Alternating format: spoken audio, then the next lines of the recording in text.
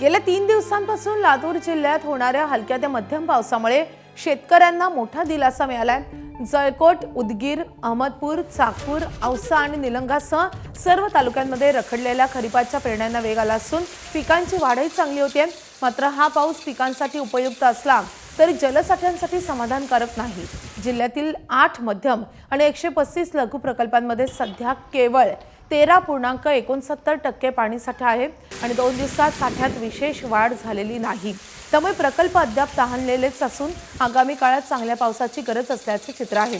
या सगळ्या परिस्थितीचा आढावा घेतलेला आहे आमच्या प्रतिनिधींनी, आपण पाहूयात।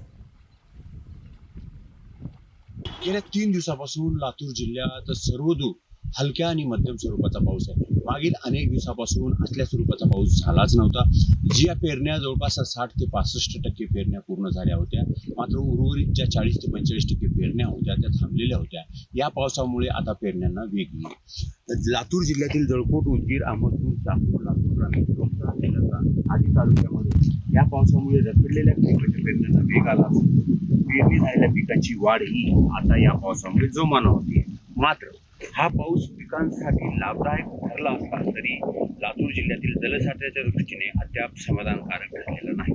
जिल्ह्यातील 8 मध्यम प्रकल्प आणि 135 लघु प्रकल्पामध्ये सध्या केवळ 13.69% पाणीसाठा असून मागील 2 दिवसाच्या पावसामुळे प्रकल्पाच्या साठ्यात विशेष वाढ झालेली नाही। त्यामुळे प्रकल्प अद्याप ताणलेलेच आहेत। निशांत बद्रेश्वर, एबीपी माझा, तावडा।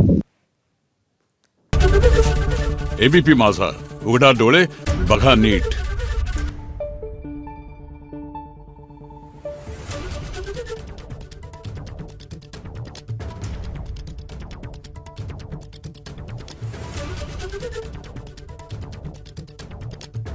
Thank you.